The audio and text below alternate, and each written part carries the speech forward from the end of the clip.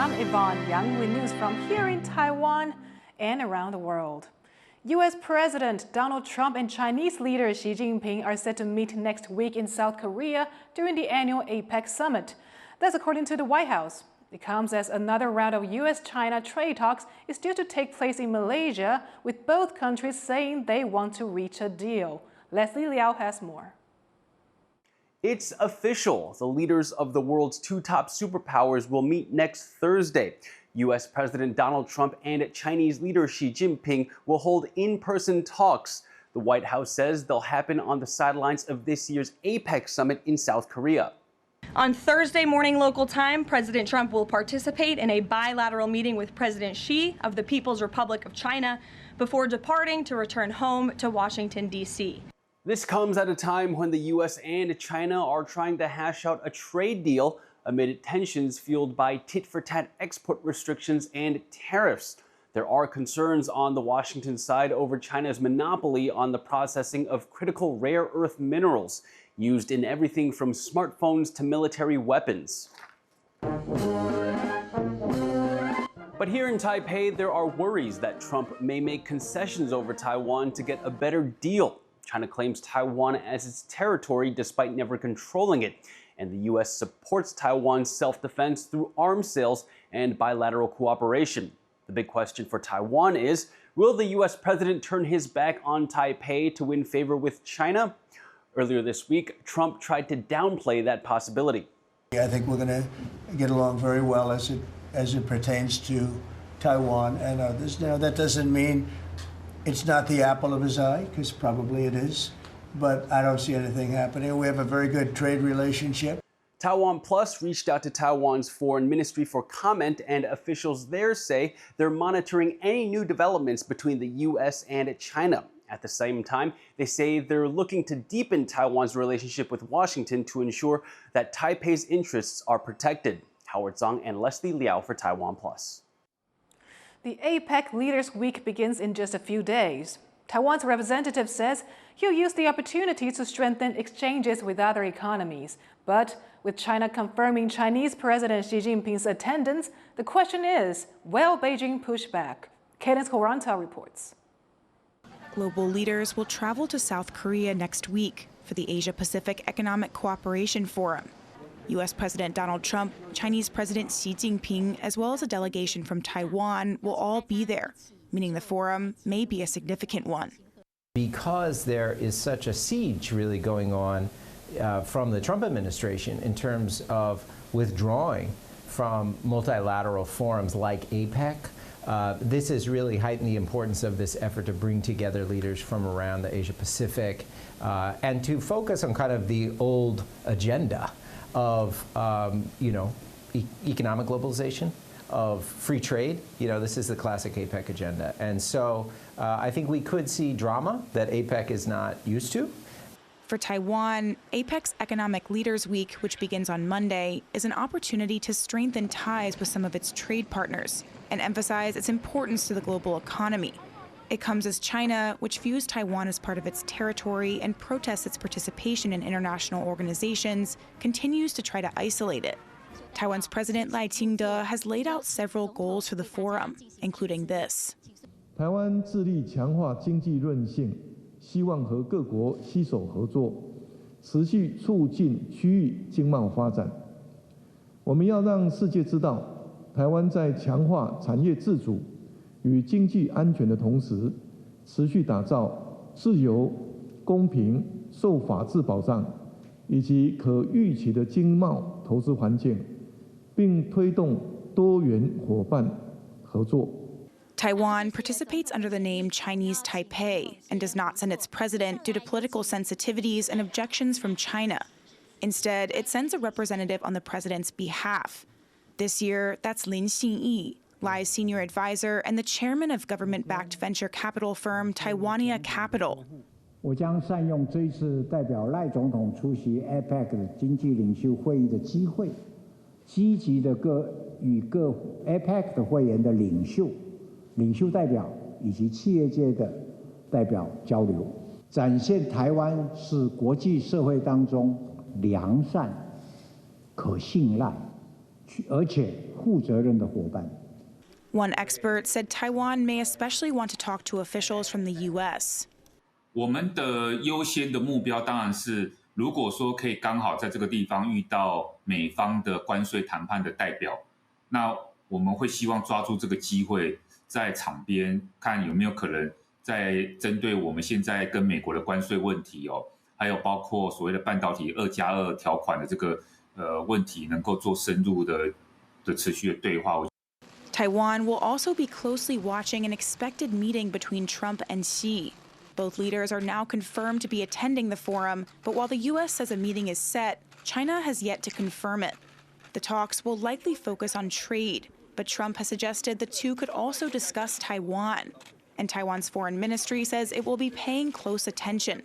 So Taiwan has a lot to look out for at this year's APEC and is aiming for some big goals for both its delegation and its role in the global economy.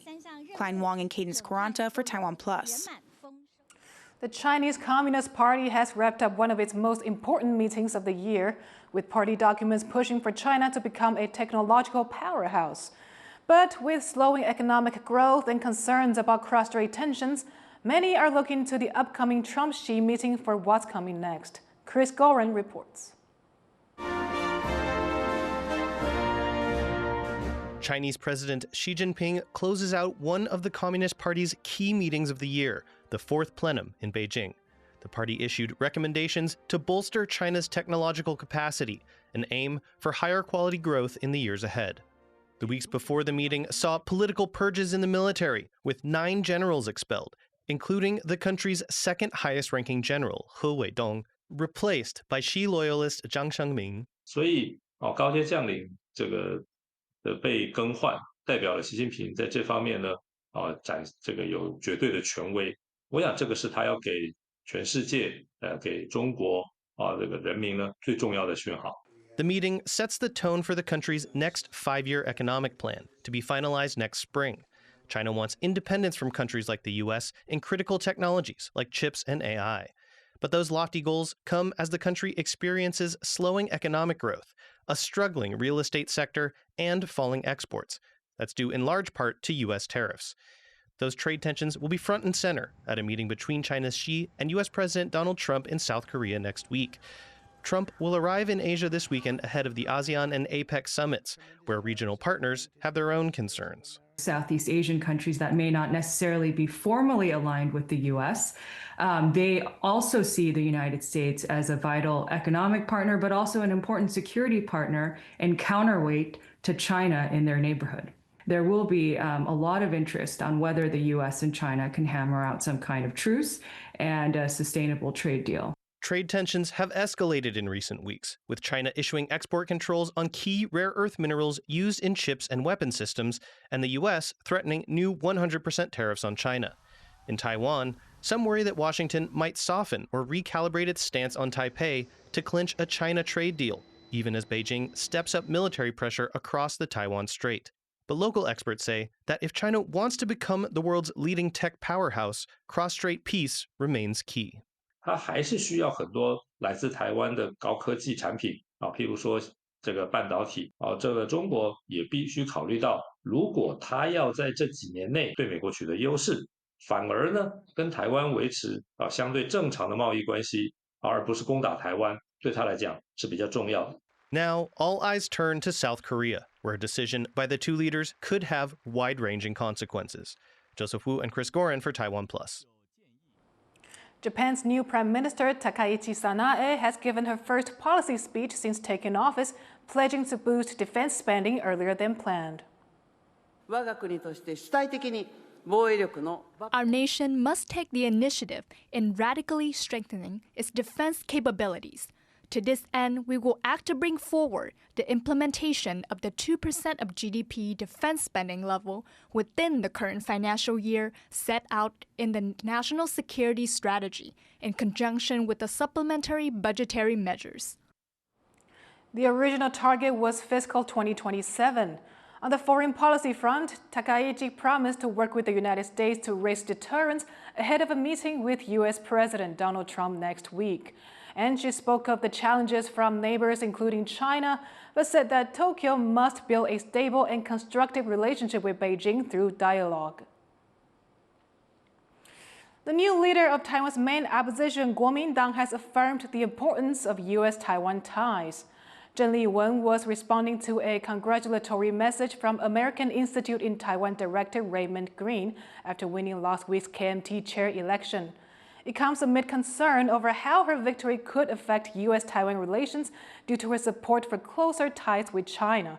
In her response, Jen said that cooperation between her party and the AIT, the U.S.'s de facto embassy here, plays a key role in maintaining peace in the Taiwan Strait. Ahead of the UN Climate Summit COP30, Taiwan's 5th annual Domestic Climate Conference kicks off in Kaohsiung on Friday. Indigenous initiatives to rebuild the human-nature connection are taking center stage. Irene Ling was there. The 5th gathering of Taiwan's annual climate summit, COP5, is kicking off Friday in southern Taiwan. The exhibition brings public and private sectors together to showcase how they're helping Taiwan to reach its sustainability goals. Although Taiwan remains excluded from international climate organizations, it subscribes to the UN standards and aims to reach net zero carbon emissions by 2050. A key topic opening the event is the indigenous community's knowledge and endeavors to maintain a symbiotic relationship between humans and the environment. One of the panel speakers tells of their initiative, which has been working with the Forestry Agency to restore their historical forests and stop illegal logging, all the while bringing back indigenous farming methods and creating income in eco-friendly ways. 今天原住民呢，应该要知道说时代不一样，21世纪现在是科技的时代，我们也要保存自己的文化，但是我们自己文化怎么去结合现代的知识，应用在我们的生活，创造更新的绿色经济。 Another discusses how indigenous knowledge and autonomy should be enlisted in preventing natural disasters, taking the example of the Fatayan village in eastern County Hualien, which was devastated by flash floods caused by a breached natural dam in September. 他们从原来的母语去理解这个空间，所以他们就会知道哪里是高地，哪里是低地，所以也知道怎么去逃难。这就是原住民的在地知识，然后透过 部落原有的社会关系网络能够在这一次被看到，所以这个我就是要讲的很重要。国家的政策，还有国家的执行的单位，怎么跟原有的社会关系更紧密的对话跟连接。 This year marks the 10th anniversary of the Paris Agreement, which galvanizes the global mission to combat climate change. Taiwan was not allowed to be a party to that agreement, but that doesn't stop the country from taking on its goals. Taiwan's COP5 also coincides with the United Nations Climate Summit, COP30, that's taking place in Brazil this November. As Taiwan continues to work toward its carbon-free goal, indigenous representatives at the exhibition today say there needs to be more collaboration between villages and authorities to ensure true climate justice. Chris Ma and Irene Lin in Kaohsiung for TaiwanPlus. People in Taiwan will start receiving a $330 cash handout from the government as early as mid-November. The handouts are part of a special budget passed by the legislature last week in response to U.S. President Donald Trump's tariffs on Taiwanese goods. Taiwanese citizens born before April next year, as well as foreigners with permanent residency, are eligible to receive the payments. Officials said the handouts could add up to 0.5% to the country's GDP growth. The government will also introduce initiatives to boost domestic demand. Thank you for watching What's Up Taiwan. You can visit the TaiwanPlus website or follow our social media for more stories from Taiwan and around the world. Finally, we take you to Iraq, where an artist is turning scrap into art to raise environmental awareness. I'm Yvonne Yang. Take care. I'll see you next time.